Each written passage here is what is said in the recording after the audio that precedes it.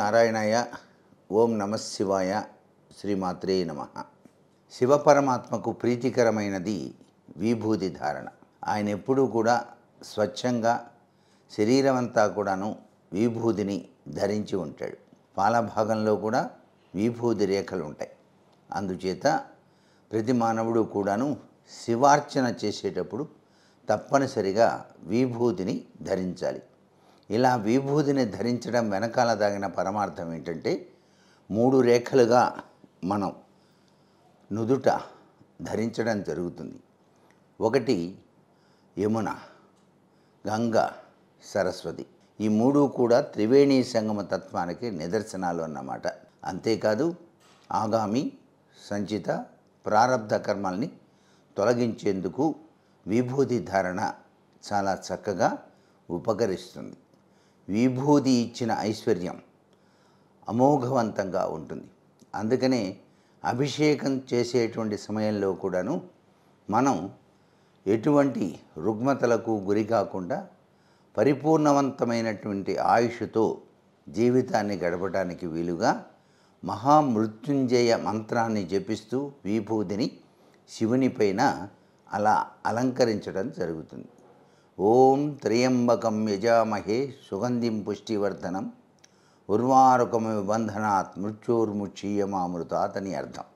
అంటే పండిన దోసపండు తన తీగ నుంచి ఏ విధంగా విడిపోతుందో ఆ విధంగా చివరి దశలో మన ఆత్మ కూడా ఈ శరీరాన్ని ఎటువంటి బాధలు పడకుండా విడిచివేయుగాక అని. అంటే చివరి దశలో ఎవరి చేత చేయించుకోకుండా సంపూర్ణ ఆయుష్తో ఈ జీవితాన్ని సుసంపన్నం చేసుకుంటూ ఆ దోస తీగ నుంచి దోసకాయ ఏ విధంగా అయితే ఊడిపోతుందో మన శరీరం నుంచి ఆత్మ కూడా ఆ విధంగా ఊడిపోవాలి, శివ కైవల్య ప్రాప్తిని కలిగించుకోవాలి అని చెప్పటమే ఈ మహామృత్యుంజయ మంత్రంలో దాగిన అమోఘవంతమైన ప్రభావం అని చెప్పేసి అర్థం చేసుకుందాం. పరమేశ్వరుడికి చాలా ప్రీతికరమైనది ఉమ్మెత్త పువ్వు, అలాగే గంగతో స్వామివారిని అభిషేకించటం, అలాగే మారేడు దళంతో స్వామివారిని పూజించటం. ఇవన్నీ ఎవరైతే శివ తత్వరీత్యా అర్థం చేసుకొని ఆచరిస్తారో వారికి ఆశుతోషుడు తన దివ్యవంతమైన అనుగ్రహాన్ని ఇస్తాడు. తుమ్మిపూలు, ఉమ్మెత్త పూలు, శివలింగ పుష్పాలతో పరమేశ్వరుని చక్కగా పూజించాలి అన్నమాట.